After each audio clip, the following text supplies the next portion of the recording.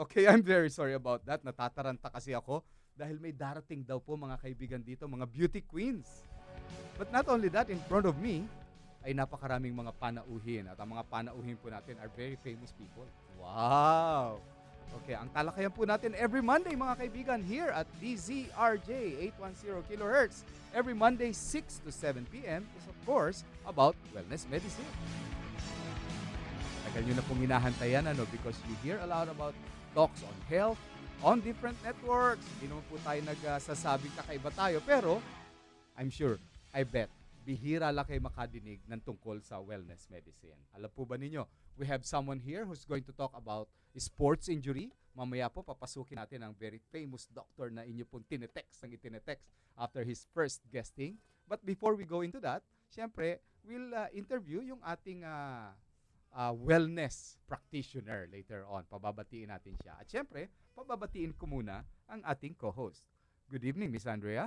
Good evening, everyone. Hello, good evening. Okay, I'm glad you're here with somebody important. Would you like to introduce that very important person kahit na initials man lamang? So we can ask him to say hello. All right. Would you like to say hello, sir? Hi, good evening, Dr. Good. Thank Happy you very to be much. here. Happy. You don't sound Filipino. You're not Filipino. I'm half. I'm half.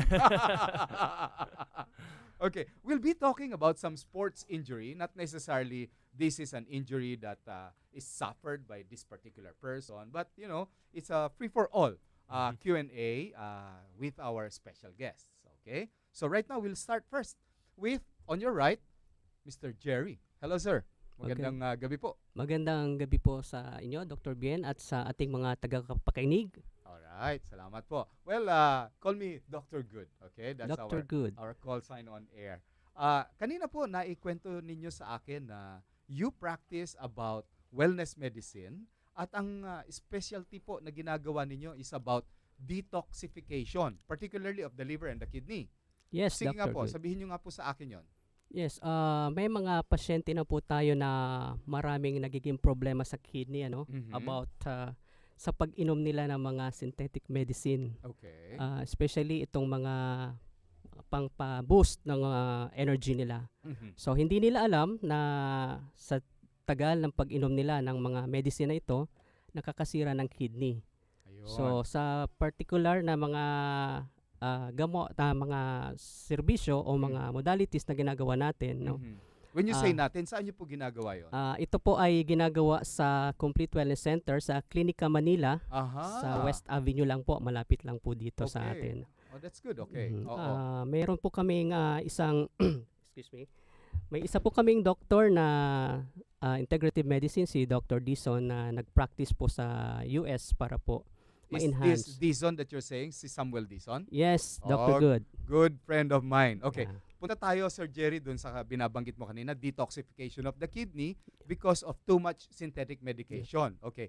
I'd like to ask Miss Andrea, do you know of people who takes a lot of pain relievers and synthetic medicine? Opo, madami. Really? Talaga? Madami. Bakit? Sa mga pain, sa mga araw-araw po nilang ginagawa. And this happens usually among athletes, no? Yes. Hindi natin na madi-discount, no? Recently, Sir Jerry, this is common knowledge because this was published in newspaper. Isang center for a very popular team who became champion, and I think isa sa player doon is a twin brother of someone that is close to us. Yung isang center doon said the reason he did not join Gilas is because meron siyang plantar fasciitis. He mentioned that Oo, sabi niya. So sana wag daw magalit yung mga tao na hindi siya maka-join kasi masakit talaga yung paa niya. Ang tendency nung mga may plantar fasciitis, later on we will ask that sa ating orthopedic doctor, is to take pain relievers. So Sir Jerry, kapag every day, no? Because they have to practice. They have to play. Iinom na kagad sila ng pain reliever. Ano ang nakikita mo na magiging problem doon sa kanilang katawan? Sa base sa experience namin sa clinic, may mga nagkakaroon po ng kidney damage. So pag sinabi pong kidney damage, Oo. nagkakaroon po ito ng tumataas po ang creatinine level nila sa Wow. kidney. Oo. So Oo. ito po ay nagiging permanente Oo. dahil sa pag-inom nila ng matagal na mga gamot na mga nabanggit natin kanina. Okay. Oo. So ang mga detox na ginagamit po natin ay pwede po natin silang pagpawisin, no? Okay. So, So to help the kidney, i-detoxify nyo. yes, Dr. Good. At ang kailangan mo, pagpawisin, kasi yung balat natin, they say is also working like a kidney. Yes, Dr. Good. Kilala ko si Samuel Dison, mahilig yan sa activated charcoal. Yes, Doc. So, is that one thing na binibigay po ninyo? Yes, Doc. So, ano yun? Charcoal. Pinapahid, iniinom? Iniinom, pinapahid, at nilagay namin actually sa buong katawan niya para pawisan siya. Really? Paano ginagawa yun? Nirarab nyo on the skin? Binabalot po namin siya ng 1 hour. Yung pasyente, binabalot ng 1 hour? Yes, Doc. At Anong pambalot po ninyo? Kumot or plastic? plastic po. Plastic. And then you have activated charcoal sa... Activated charcoal sa skin para pawisan siya ng mabilis. So alam naman nating lahat na ang activated charcoal ay Okay. mabilis nakahigop ng mga toxin sa katawan. Dahil nga ang kidney natin hindi na nagtatrabaho o hindi Okay. nagpa-function na maayos, kailangan natin tulungan sa ibang pamamaraan. Yun, that's good. So, activated charcoal wrap. Okay. Parang lumpia. Yes, Doc. What's the number 2? What else do you do? Binibigyan po natin ng activated charcoal capsule. May capsule. Yes, Ano yan? Doc. Mega dosage yan? How many Mega capsules dose do you yan, give Doc. in a day? Mega dose po, pwede ang binibigay. Wala naman pong overdose ang So, 10 sa Capsule. isang araw o 2? 5 po sa umaga, sa tanghali hanggang sa gabi. Okay. Alam mo, pinaniniwalaan ng marami na mga Adventist ang charcoal, activated charcoal, no? And I believe that. Okay. O sige po. What else do you give para po sa detoxification of the kidney? So hindi po natin binibigyan ng prutas. Hold ang prutas. Opo. Teka, may sakit ba sa kidney ang pinag-usapan natin o wala? Meron na po, nagkaroon na po ito ng sakit.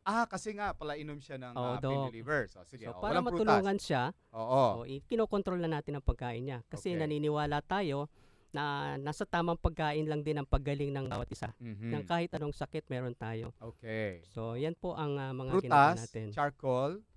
You said may inima kayo ginagawa sa kanila. Yes, Doc. Meron po kaming inima. Pwede Define natin mo nga bigyan kung ng... anong inima so that the others will understand. Yan, oo. Ang inima po ay isang paraan para linisin ang ating colon. So sa pamamagitan... The bowel. The Yung bowel, bowel. oo. Sige. So kung hindi ka na nakakadumi ng normal, Okay. ng araw-araw, pwede natin siyang padumihin para malinis ang kanyang colon. At kung malinis ang colon natin, so hindi natin marireabsorb ang mga dumi na nandoon pa sa loob. How Doon. often ginagawa yung inima na yan? At least everyday po, Doc. Every day? For how long? 30 minutes kaya na po ng pasyente 30 natin. minutes. Yan, Pero oo. gaano katagal mo gagawin yan? Ilang araw, ilang linggo? 3 linggo po ito. 3 linggo every day. Anong Yes, Doc. nilalaman ng inima mo? Sabon? Tubig? Asin? What? Ito po ang kakaiba, no? Oo. Kasi ang sabi po ng iba, ang coffee ay merong natural antioxidant. Yan.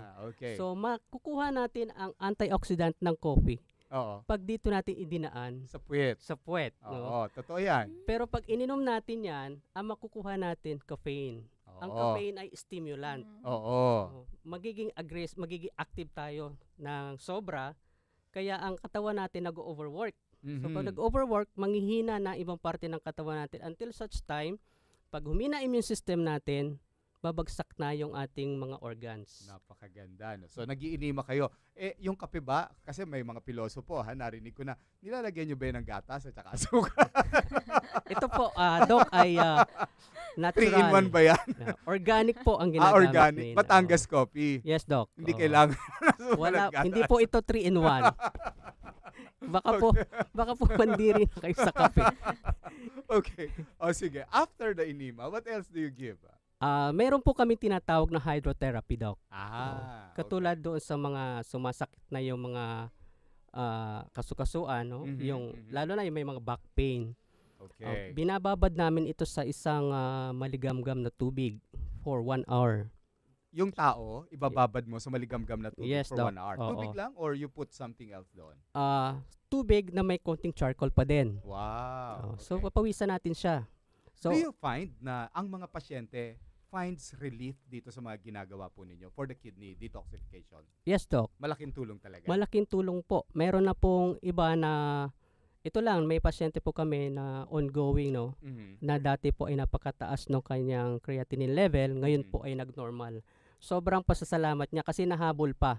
Oo. Kasi po merong iba talaga na hindi na mahabol, Doc. Alam mo, nakapanghihinayang kasi ang ganda ng topic mo, but we only have 15 minutes to discuss that. Please give us your number and we will invite them para mag-text sa iyo, and later on, siguro in another day, we'll have you for interview again. Okay ba yun sa'yo, Jerry? Yes, Doc. Sige, please give your number. Pwede po nyo akong i-text or tawagan sa number 0927-848-9978. Pakiulit. 0927-848-9978. Para sa mga tao po na gustong linisin ang kanilang kidney, that's Mr. Jerry Cabuelios. Maraming salamat po for coming over. Maraming salamat, Dr. Good. Yan. Okay.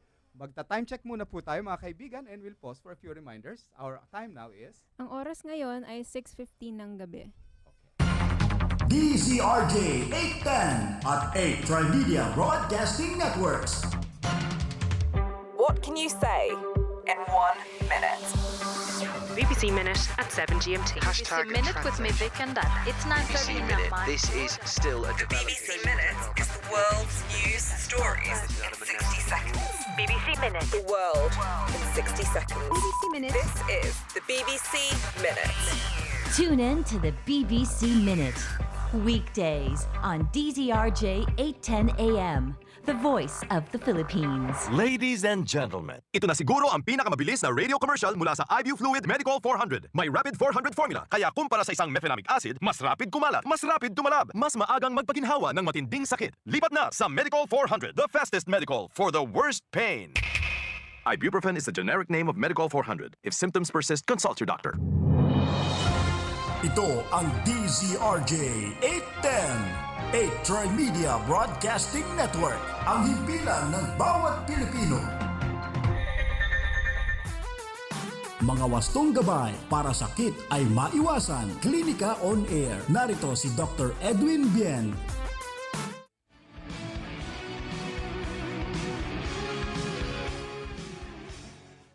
Balik po tayo mga kaibigan. Kailangan talaga nakikita ko si Superman bago ako pipindot ng on switch. Okay, mga kaibigan, nagbabalik po tayo and we are talking about injuries caused either by trauma or injuries that either caused by the medicines that we take. Opo, nakikinig pa rin po kayo dito sa ating programa sa DZRJ at every Monday, 6 to 7 p.m. And we are back with the doctor, Dr. Rylan Flores. Magandang gabi po. Magandang gabi sa iyo, Dr. Good. Magandang gabi sa lahat na nakikinig sa iyo ngayon. Okay. Sa maulan na gabi na to. Thank you for coming back kasi alam mo yung naging interview natin last time, there were so many texts kasi binitin mo kami kasi nag-focus ka noon hanggang paalang. Ang gusto nila, iakyat natin hanggang leeg. Pakatin pa natin hanggang leeg. Hanggang leeg daw eh. So, kailangan lahat daw ng ating bones na problema, tatalakayin natin. Baka maubos ang oras mo yan, Dr. Good. Meron pa akong surprise sa'yo. Later on, we'll have some beauty queens coming over. Meron tayong mga Miss Global. I'm sure they have one common problem. Back pain. Back pain, yes. No back pain. Alam mo naman ang kanilang mga heels. Pataasan 6 inches. 6 inches. Alright. Sinabi mo yan talaga. Okay. Totoo yan. So, now we have some more questions already and we're shoot. Go ahead now, Miss Andrea, with the first question. Hi, Dr. Ryla. Hi, hello, good evening. First question is, what causes knee problems and what are common knee injuries? Okay, napaka-general na tanong yan. Anything can cause knee pains. Ang unang-una na dyan is trauma. Aksidente, nahulog, nadapa, natalisod, nabangga, kung ano man. This can actually cause knee pains. And of course, if that is the case, usually, upon the accident, yellow ang katapat niyan. Yellowan natin yan, Dr. Good. Ice. So, and what you're saying is not bad to put ice? Kaya pala yung mga basketball player, they put ice during yellow yan, ice. And when we do put ice, more often than not, linalagay natin yan 15 minutos kada 2 oras, 24 oras. Continuous. Yes. 15 minutes every 2 hours for the next 24 hours. For the next 24 At anong hours. prinsipyo niyan? Para lang kasi yung vasoconstriction, wag mamaga. So yung pati mga blood vessels mo medyo nagko-constrict, lahat ng yan, kumbaga, hindi magpapasa basta-basta, hindi magkakaroon ng kirot basta-basta. Okay. And Question? another question, Doc. Yeah, sure. Pag ongoing injury. Ongoing injury, on the other hand, depende kasi yan kung ano na yung extent of the injury. Usually, we were talking about the instantaneous accident of 24 hours, so we put ice. Beyond that, we would usually use warm compress afterwards. Why? Because one, we need the vasodilatation naman para gumanda yung blood flow. Two, obviously, we need the relaxation of the muscles surrounding that joint. Kaya warm compress na ginagamit natin. I'll ask a particular person, for example. Halimbawa, NBA player, no? Let's talk of very popular naman, Derrick Rose. Tuhod ang problema niyan eh. So, he landed wrongly, and then, ang nangyari is nagkaroon ng abnormal yung knee position. So, what are you saying? He will go out of the game, get out of the game, and then put warm compress? No. During this time, at that point in time, he really has to get out of the game kasi kung hindi, masisira lang lalo yung tuhod na yan. Pero yellow ang kailangan. Ice immediately. Yes, yellow ka agad. Okay. To stop any hematoma, yung pasa o yung pagbukas. Kasi syempre baka may mga napunit o naputol na mga blood vessels na malinipis dun sa paligid. Magpapasa yan. Mangingitim yung buong yan. So, para mamenos yung blood flow na yan, we constrict it. Kaya yellow ka agad ang kailangan. Tapos for the rest, para wag mag-spasm ka agad, yellow ka agad linalagay natin. I'll talk of another player, this time also NBA, Dwayne Wade. Ayan, they said na he's got so many small bones in his knee na they put something like a constricting parang garter doon sa knee niya. Is that good? Brace yon, support yon. Kasi unfortunately, nakakita ka na ng x-ray ng pigi, di ba, Dr. Good? Yes. Yun yung tinatawag na ball and socket joint. Literally, it's a ball and socket. Okay. May bola, merong nakasaklob doon sa, o taklob doon sa bola. Okay. Sa tuhod, it's a totally different thing. Para yang nakalutang pag nakita mo yung x-ray na yan. But literally, hindi siya nakalutang. There are a lot of ligaments holding that knee in place which is not seen by an x-ray. Now, not everything comes out on x-ray. Sa x-ray po, pag nakakita kayo ng puti dun sa x-ray, buto yon. Anything na hindi mo nakikita, wala kasing calcium, hindi buto. So, hindi ibig sabihin, nakalutang yon na parang skeleton na pang Halloween. Hindi. Ang ibig sabihin lang na there are a lot of things that is not normally seen on an x-ray. And sa tuhod, lahat ng ito ay ligamentous attachments. So, it's not because you have normal x-ray, wala kang injury. Yes. And for the knee, hindi lahat ng, kasi darating sa akin, iika-ika. Dok, hindi ako makalakad, na aksidente ako, tingnan mo, pero normal naman ang x-ray ko eh. Oo nga, normal nga kasi hindi naman buto problema mo. It's the ligamentous attachment. So probably anything and everything beyond and within that capsule of the knee. Ayun. We have a next question. Next question is, what wrong movements injure certain ligaments, example ACL, etc.? Oh, yun. Tama ka. Pinag-uusapan lang natin yan. Ano ba yung ACL? Yung isa yan sa mga humahawak sa tuhod. Ang tuhod kasi, sabi ko nga sa'yo, nakapatong lang yan. You have your distal femur and you have your proximal tibia. Yan yung buto ng hita at yung buto ng binte. Okay. Sa gitna nun, yung tinatawag na tuhod or yung knee joint. Okay. Now, to hold it in place, syempre, meron yan sa gilid, yung tinatawag na collateral ligaments. Meron din yan sa harapan, yung tinatawag na patellar tendon. Yan yung kneecap na nakakapa natin.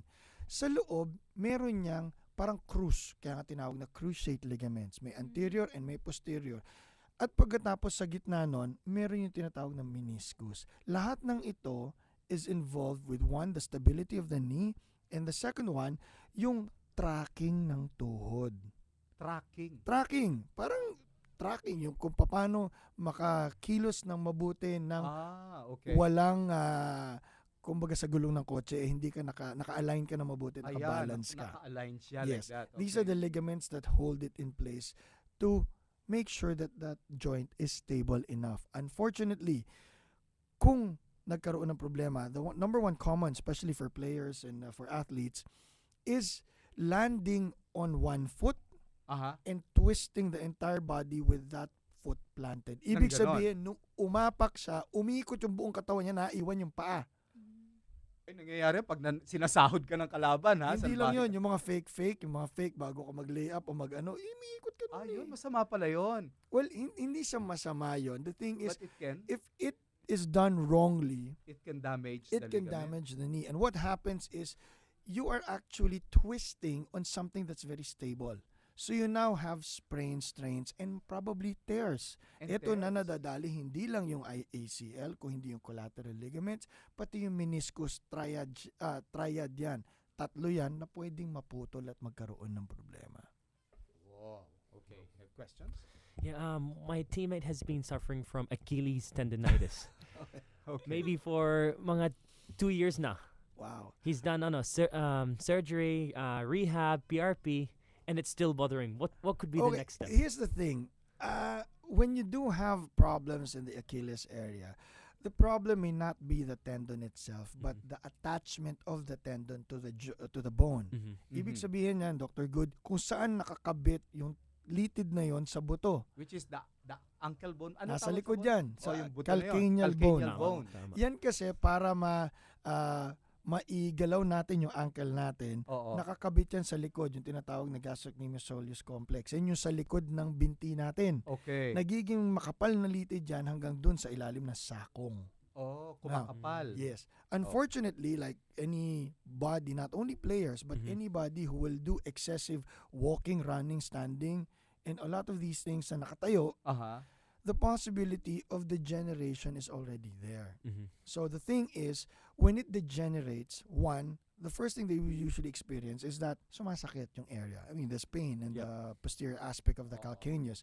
2, if it is left untreated, the chronicity of the pain becomes also a problem. Pinapabayaan eh. Now, what we usually would do, soak it in warm water, give them to the physical therapist and let them handle it. But the problem is, if degeneration sets in, ibig sabihin nasisira kasi nga na-overuse. Okay. Naiiba na yung hugis ng buto. The shape of the bone actually becomes different. To the point that nagkakaroon tinatawag na Hageland's deformity sa ibabaw nung sakong na yun. Okay. Tumutukod ngayon yan dun sa pinaka-Achilles tendon. Kaya nga mas it's a vicious cycle. Namamaga yung tendon kasi masakit, kasi overused. Yung attachment niya pinapabayaan, nagkakaroon ng degeneration, kaya nagkakaroon ng spur kung tawagin. Spur. Sa parang sungay-sungay yun. Yes. Unfortunately, when the spur develops, tutukod ngayon yan dun sa Achilles tendon. It pushes through that one. Sharp yun eh. Mamamaga na naman. Oo. Ayun na naman. So, it's a vicious cycle. So, unfortunately, sometimes surgery is taken into consideration because so that we can take out any protrusion that can cause further damage to the tendon. Scrape it off. Literally. Not scrape. Tinitik-tik yan. Buto yan eh. Kikil yan. Pero parang once if there's no bone spur or protrusion like that. Yeah, you That's mentioned. beginning naman kasi. Once you have the bone spur, that's Yeah. already a chronic and long-standing case. But more often than not, it starts off as pain. Yeah. Usually, rest, warm soaks, pinabababad ko na sa mainit-init na tubig yan. May binanggit ka before na injection, which is hyaluronic acid. Okay. What is that? Hyaluronic acid is good for the knee but not for the Achilles tendon. It's for the knee. It's for the knee. Ang ginagamit natin for the Achilles. for the Achilles, sometimes steroids, that's one, depende kung talaga malala. Okay. Or 2, binanggit mo kanina, the PRP. Yeah. PRP. Unfortunately, if your problem is within the tendon, kumbaga, alam mo na, Dr. Yud, kasi bugbog sarado, medyo nagkakaroon ng micro tears, malilit na punit. Yeah, okay. That is where PRP is good because PRP contains platelet-rich plasma. Okay. That platelet is actually your growth factor. So healing in that process becomes very, very good. But if your problem is because of a degenerative cause in your bone, wala mangyayari doon. What can we inject then? We usually don't inject unless otherwise it's severe. I do give steroids. But then again, that's only on an as-needed basis because steroids, although napakaganda, On the pwedeng long term, masira naman yung area. Lumalambot, mas prone to tears in that On the area. long So we term. don't give it just right about any time. But usually for beginning, hindi ko pa nabanggit, one of the things we do, mag-shopping kayo. It's footwear. You have to have very comfortable footwear so that the pressure in your foot, not only in the back portion, but along the actual plantar surface of the foot is quite comfortable. Ibig sabihin yung tinatapakan natin, inaapak-apak Dapat natin maganda para yung sapatos komportable. mo. Yes. Hindi yung mga diretso lang. Hindi. slipper. Kailangan yan. May arch? Madalas, hindi lang arko, yung buong paa nakaakma. So yan yung mga running shoes, the CrossFit shoes. If you notice, the difference between sneakers is that you actually have a good contour on your foot. Maganda yung korte sa paa, nakaakma sa paa. Yes. In contrast to your sneakers, wherein you have a flat rubber surface, tension would just be greater. May Support. tension. Yes. Yeah, I can imagine. Kasi if it's flattened, syempre, nahihila mo further Yes. yung... Kaya mas masakit. Mas masakit. Kaya nga sa totoo lang, yung may takong nakaunti pa minsan is okay. Kaya nga yung rubber shoes naman, Yeah. makapal, Kasi diba? when there's a little bit of heel, There's a little relaxation for there's the a muscular relaxation of area. the muscle, Exactly. the muscle. Tama Okay. yun. Tama ka nun, Dr. Good. you have more question, Miss Andrea? Okay, magpo-pause muna tayo. Not yet. We have about okay. All right. We'll pause for a few reminders, mga kaibigan. The time now is 6:30 in the evening. Okay, sandali lang po mga kaibigan. And while we're pausing, I'd like this time check is brought to you by iBu Fluid Medical 400, the fastest medical for the worst pain. Ang oras ngayon ay 6:30 ng gabi. DZRJ 810 at 8 Trimedia Broadcasting Networks. The doctor is on air. Dito sa Klinika on Air, usapang pangkalusugan, ihahatid ang tamang gabay sa pangangalaga ng ating katawan. Klinika on Air, pangungunahan ng mga eksperto sa kalusugan, mga pinagkakatiwalaan at magagaling na doktor ng ating bansa, respetado at kinikilala sa kani-kanilang larangan sa medisina. Dr. Charlie Mendez, Dr. Ray Salinel Jr. at Dr. Edwin Bien. Klinika on Air. Makinig Lunes hanggang Biyernes, alas 6 hanggang alas 7 ng gabi dito sa DZRJ 810. Hatid sa inyo ng 8 Trimedia Broadcasting Network. Usapang pangkalusugan, mga tamang gabay sa pangangalaga ng katawan. Klinika on Air. Narito si Dr. Ray Salinel Jr. Okay mga kaibigan, nagbabalik po tayo. Maganda ang nagiging talakayan natin. Paumanhin if we keep on talking in Tagalog and English, alternating, kasi ang panauhin po natin ay from another country as well. Pero he understands a little bit of Tagalog, but the reason why we also speak a lot of English is kasi right now, on the way here, ay ang mga beauty queens who traveled all the way from Tokyo, from Japan, or rather, from Tokyo, Japan, from Korea, from China, Nigeria, and many other countries. So I'm sure they're tuned in doon sa kanilang sasakyan. Ni hao ma. Okay. So we have more questions so that we can get out of the foot and we go up further. There's so many bones, no, Doc Rylan? Marami yan. How many bones pa meron Sa tao? totoo lang, huwag na nating bilangin lahat na yan. Ang point is that lahat ng yan yung pinakahulmahan ng gumagalaw sa katawan natin. So mula yan sa tuktok ng bumbungan na natin hanggang doon sa dulong-dulong daliri ng paa natin, lahat ng yan may buto. Kumbaga sa building, pinakamahalaga yung sa'yo. Struktura ka eh. You're the structure eh. Before you put the interior design eh. Tama ka doon. At saka mga appliances eh. Exactly. Okay. We have some more questions. What are the different types of arthritis at paano po ito ginagamot? Okay, that's a good question. Kasi usually, pagka sinabing may arthritis, sabihin ka, kasi kumain ako ng manay, laman loob, tapos uminom pa ako ng beer, kaya ako may arthritis. Totoo ba yun? Well, on one aspect, yes. But on a lot of aspects, no. Because one, arthritis, i-decipher natin yan, is arthro and itis. Arthro means joint, itis means inflammation and swelling. So, arthritis is namamagang joint. The thing is, asaan ba yan joint na yan?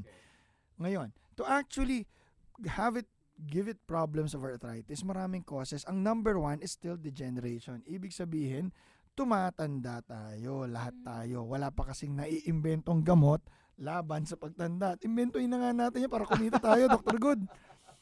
Pangalawa, degeneration kasi yan. Ibig sabihin, tumatanda lang tayo lahat. 70% of the time, that's the cause. Yung isa, tinatawag na rheumatoid arthritis, ibig sabihin nasa dugo na yan. It's an autoimmune disease, ibig sabihin nasa dugo mo yan. Kung kaya't kahit mga bata nagkakaroon ng arthritis, yan yung tinatawag na juvenile rheumatoid arthritis. Magugulat ka, Dr. Good, 2 taon, 3 taon, 4 na taon, magugulat ka, may arthritis na. Really? Because that's rheumatoid in nature. Now, yung sinasabi natin na dahil masarap masyado yung kinain niya nung isang gabi at nagkaroon ng masakit na kasukasuan is what we call gouty arthritis. Ibig sabihin, tumataas yung uric acid levels natin kung kaya't nagkakaroon tayo ng arthritis. But did you know that this is just only a small portion of the entire population that have arthritis? Okay. Can injury cause arthritis? Yes, that's the fourth one, what we call post-traumatic arthritis. Oh. An example is the knee problem that you have because you played basketball or you played football or whatever and nothing is done and the stability was not maintained. So para kang gulong ng kotse na hindi nakabalance, hindi naka-align, kahit brand new. Within the next 6 months, makakalbo yan, mabubutas yan. One side. Wala na. Ganun din kasi yung tuhod. If nothing is done, kaya nga that is the time we do surgeries like your ACL reconstruction para sa ganun mabalik natin yung stability ng joint. Pag naibalik, okay na siya. Kasi kung hindi, then you get what we call post-traumatic arthritis. On the other hand, meron din dyan mga caused by bacteria. You have your bacterial arthritis. You have pag lumala pa, septic arthritis. And the bacteria is not confined to simply staphylococcal, streptococcal. Ibig sabihin, kahit yung TB, yung sakit sa baga, napupunta rin yan sa buto, sa joint. Nagkakaroon tinatawag na extrapulmonary tuberculosis or another term for it is Pott's disease. May TB of the bone na nakikita ko. Tapos, meron pang iba katulad ng mga karamdaman na akala mo walang kinalaman sa arthritis pero nagkakaroon din. Isa example is yung, alam mo yung psoriasis. Yung dermatology, alam mo ni Dr. Daisy Kamitan yan. Psoriasis though is a dermatologic problem na nagkaka-scales yung balat. Nagkakaroon din ng arthritis yan. Yes. Now, nabanggit mo early on the show, napakaraming iniinom na gamot ng ibang mga tao. There is a medication para sa pagtaas ng cholesterol at triglycerides, yung tinatawag na statins. Statins. Diba? Madalas ininom yan. Exactly. Statin-induced arthritis. Pwede. Alam mo, sa totoo lang, if we will go on, continue and everything else, there are more than 100 causes of arthritis. Yung chicharong bulaklak, maliit lang na populasyon yun. Maliit na populasyon na. Ang point kasi dito is lahat yan nasisira yung joint. Okay. Ang tanong lang is ano ba yung nakakasira? Kasi yun ang kailangan remedyohan. So, if you have a bacterial problem, we give you antibiotics. If you have a trauma on that area, we probably work on surgery if necessary or others.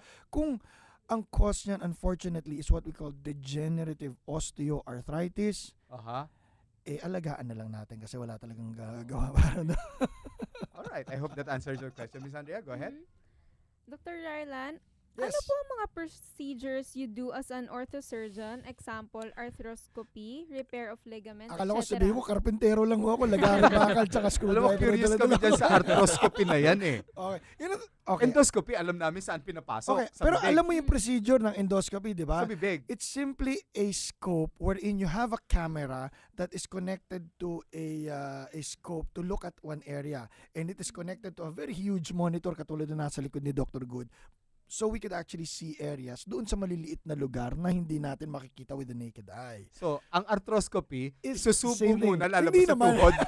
Sasabihin ko, hindi naman ganun mahirap. O sa puwet, ipapasok, lalabas sa tuhod. The arthroscopy or the arthroscopic surgery is that we use the same principle, kaya lang rinirekta na namin. Kasi nung unang panahon, kung gusto natin makita yung tuhod, lalo na kung may ACL problem, may meniscus problem, may joint problem, binubuksan namin ang tuhod na parang libro.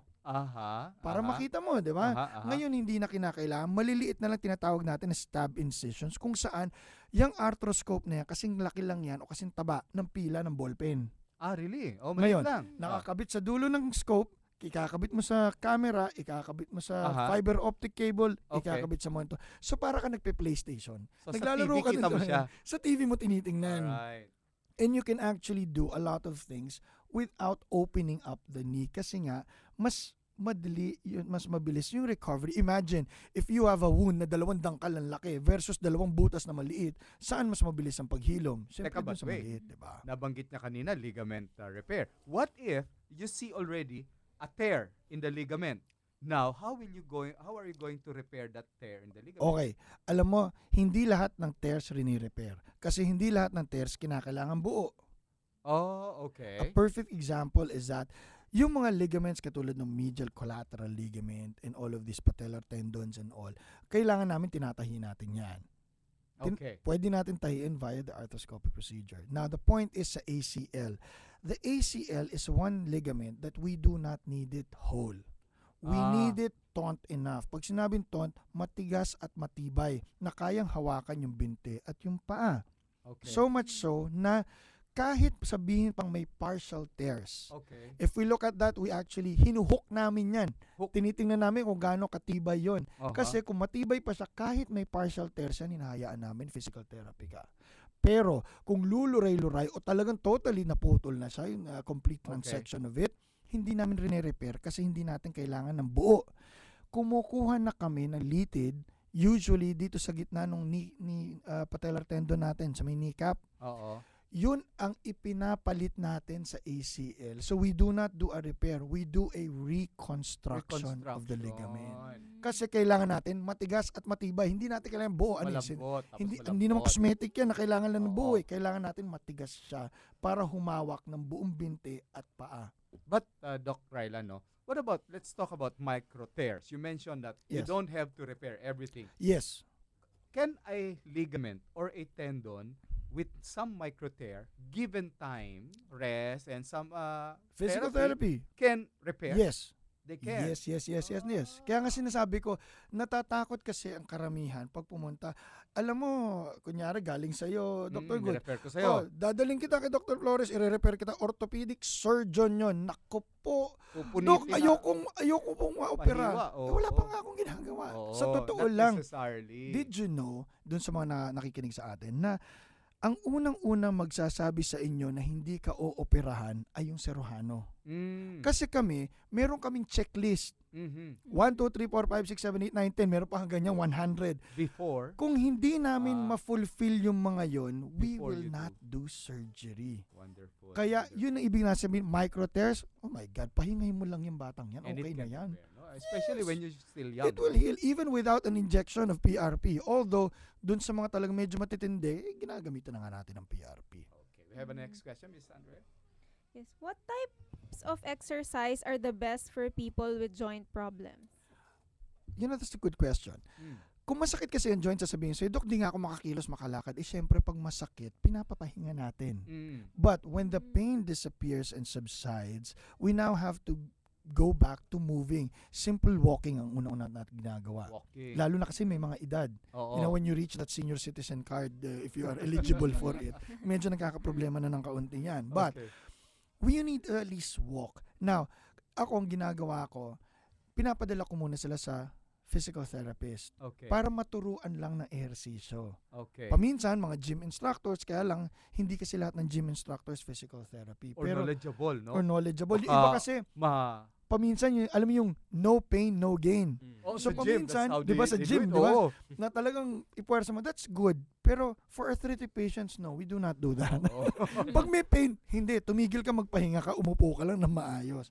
And then we teach some exercises like setting and strengthening dun sa mga muscle na nakapaligid sa joint para hindi ganun katindi yung mararamdaman nila later on. So you exercise the muscle surrounding the joint to strengthen the joint. Yes. Para hindi nga, sabi ko nga sa stability ang importante, di ba? Kung medyo yung mismong joint mo gumagalaw-galaw, at gumagalaw-galaw yan kasi ganito. If there is pain, you don't move it. If you don't move it, what happens? You stay put. If you stay put, sa totoo lang, alam mo ba, Dr. Good, 3 araw na nakahiga sa kama, you now develop what we call non-use atrophy. Lumiliit yung muscle. Really so, what happens? Kaya nga hindi ako nagbibigay ng matagal na bed rest. 1 day, max na yun. Kasi, kailangan natin mainumbalik because when we do have atrophied muscles, you could just imagine what they are holding on to. It's lax. Mas umuuga ngayon yung joint, prone to giving a lot of problems. But if your muscles are set enough, they're strong enough, kapag maganda yung kapit niya, masikip yung joint, maganda yung kilos at galaw ng joint. Okay. You have a question? Yeah, Doc, meron, diba, there's anti-inflammatory such as Yes. Mobic. does that help with the joint pain as well? And how long can you take it for? Is it effective? Okay, the medication that you gave me, that's a brand name. The generic of that is meloxicam. That's actually a second category of a pain reliever and a non-steroidal anti-inflammatory, which is called a COX-2 inhibitor. Naririnig natin yung COX-2 na yan. Kasi yung COX-2 na yan is brought about because most of the medications that were developed for pain is what we call NSAID, or a non-steroidal anti-inflammatory.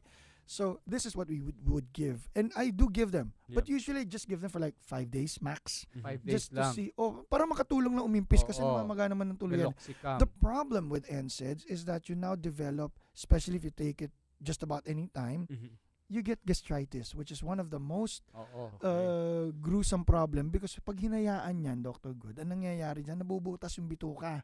Nabubutas yung dyan. Kaya nagkakaroon ng ulcer, dinudugo na pagkatapos. That is why the COX-2 was developed. Now, with COX-2s, kaya tinawag na COX-2 yan, may COX-1, COX-2 kasi. COX-1 is cardiac in nature. COX-2 is gastric. Kaya COX-2 inhibitor, tinatanggal mo yung side effects niya sa sigmura. Ngayon, it's good actually. Kaya nga nagtaasan yung mga celecoxib, etoricoxib, lahat na ng coxib na maisip mo. Plus meloxicam is one of them. Now, ang problema naman sa mga gamot na ito, pagdating dahil tinitip mo yung balance ngayon, nagkakaroon na masyado maraming cardiac effect. It affects the heart. Exactly. The celecoxibs. Exactly. So, what happens now is you now have a lot of side effects sa puso. Kaya nga if you notice, there are a lot of these medications that have been withdrawn from the market for the past several years. Alam mo yan, di ba? So, ang punto nito is, as a matter of fact, even the American Heart Association nowadays, if you have a patient na meron pong sakit sa puso, as much as possible, I would rather give them an NSAID like what? Diclofenac, mefenamic acid, ibuprofen, kahit naproxen, for a very short period of time, rather than give them a COX-2 because of the possible cardiac effects afterwards. Okay. Mga kaibigan, napakaganda na nagiging talakayan natin. We'll pause for a few reminders. Our time check is... Ang oras ngayon ay 6:45 ng gabi. Ito ang DZRJ 810, 8 Tri-Media Broadcasting Network, ang himpilan ng bawat Pilipino.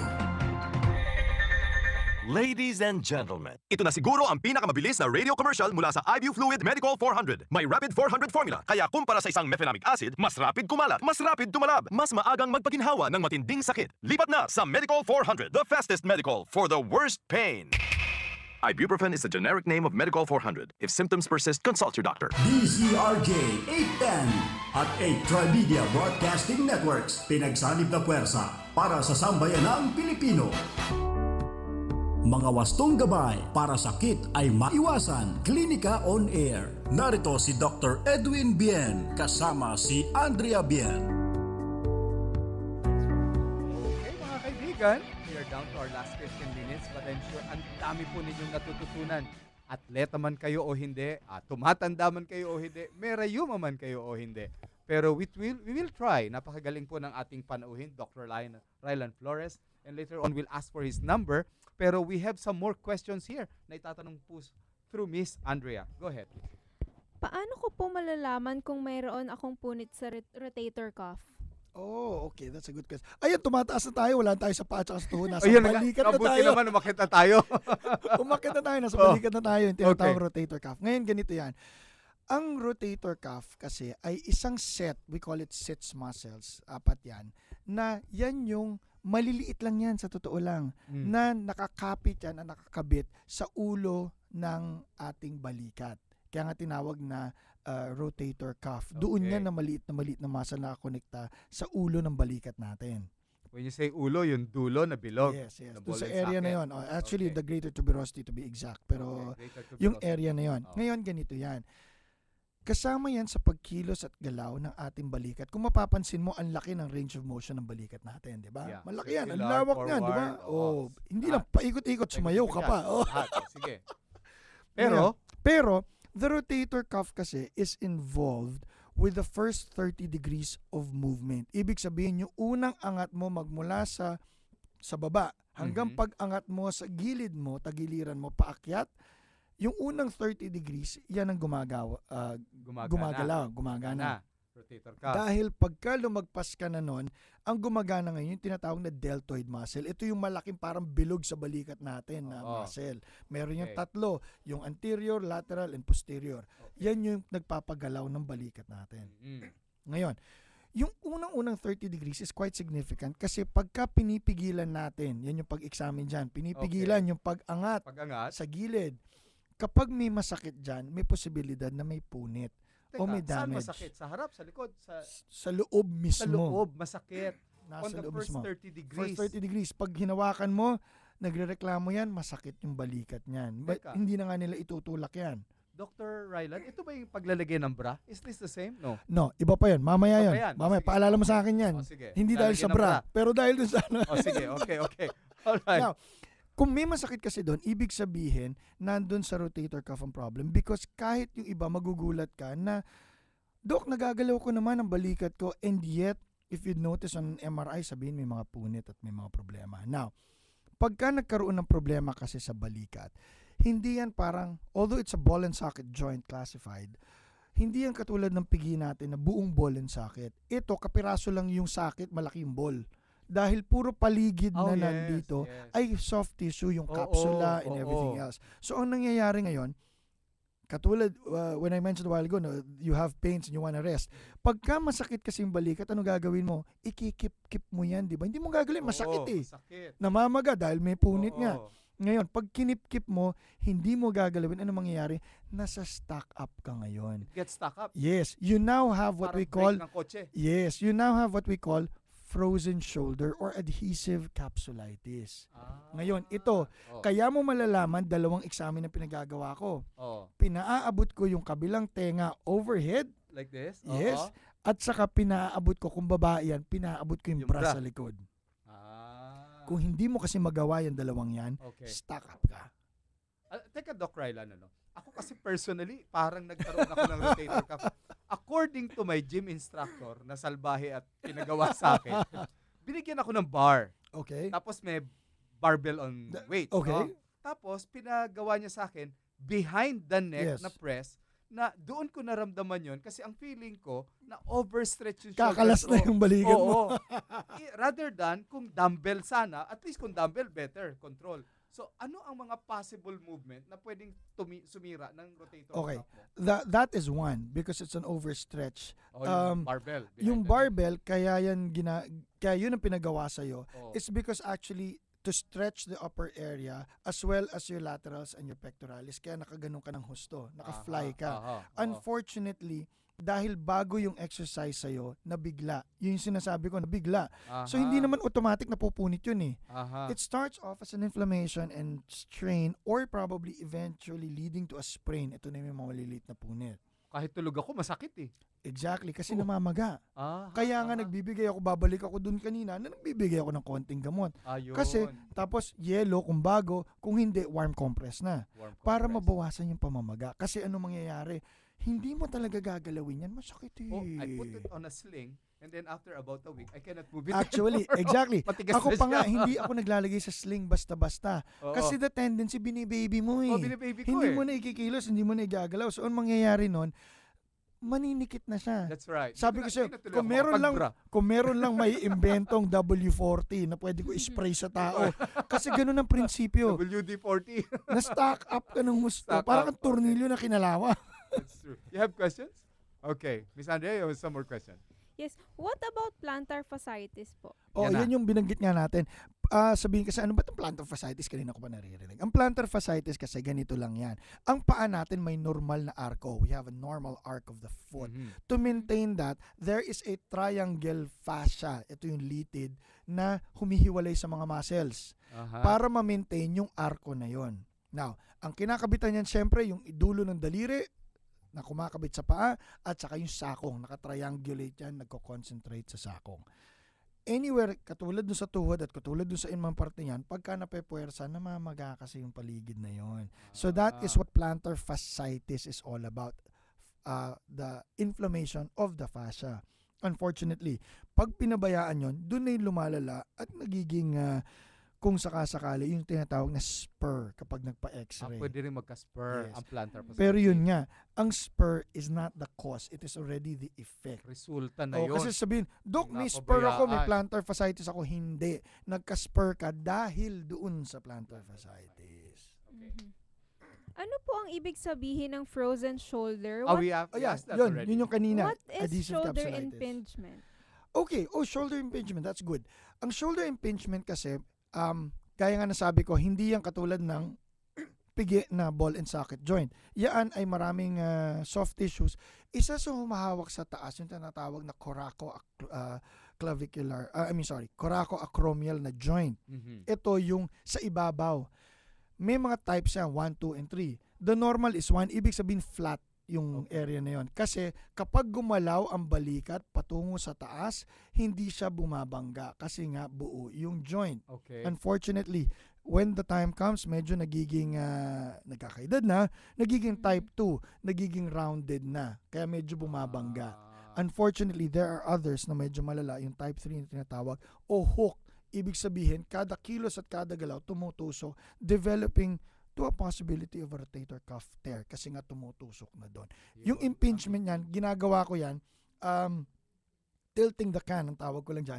Ibig sabihin, hahawakan mo yung kamay mo sa harapan ng dibdib mo, para kang umiinom na soft drinks, pero imbis na sa bibig mo, tinitilt mo lang ng ganon. Yung ikot kasi niyan, iikot yung balikat mo, doon mo malalaman kung may nag-i-impinge o wala sa balikat, kung may masakit o hindi. Ayan, no? Ayan. Okay. That's very...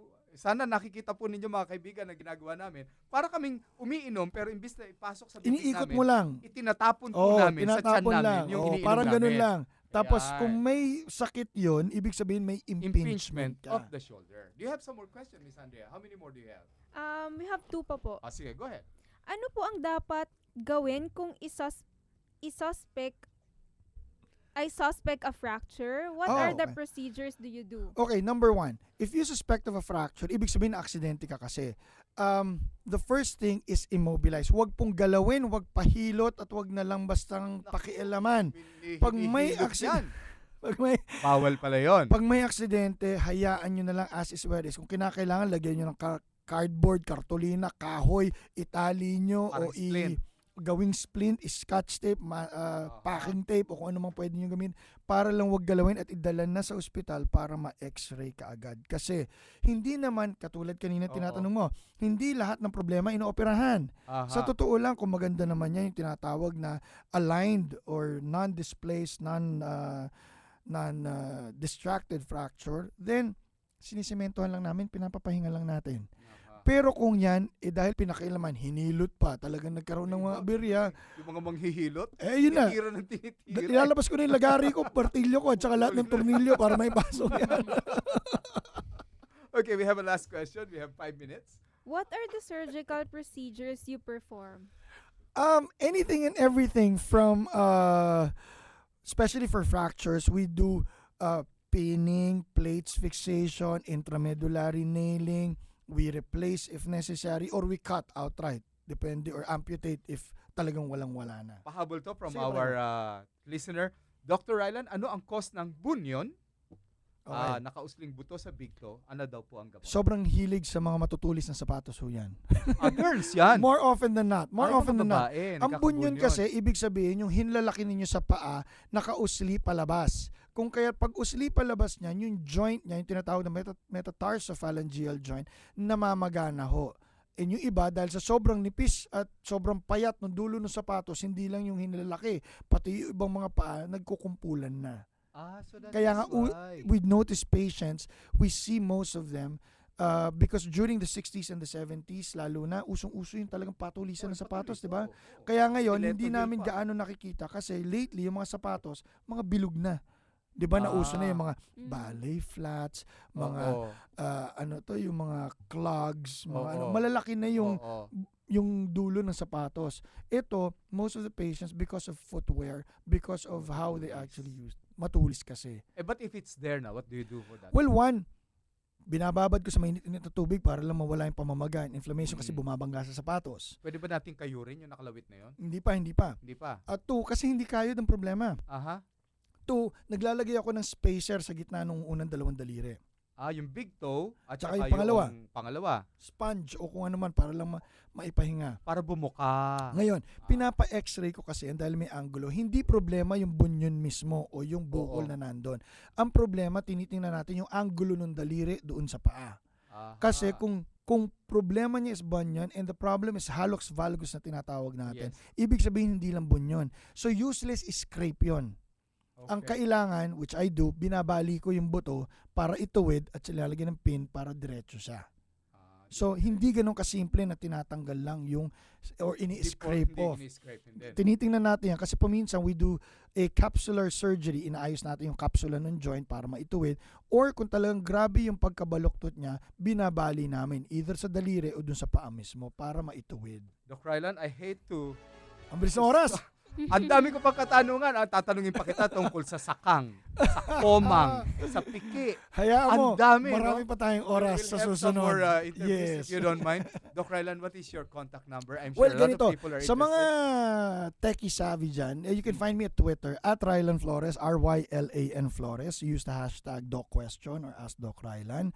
At pagkatapos sa Facebook po, Dr. Rylan Flores, nandyan po ako. Hanapin nyo na lang. Lahat po ng katanungan nyo, ilagay nyo dyan. Mas madalas pa kasi kayo sa Facebook at kung saan man.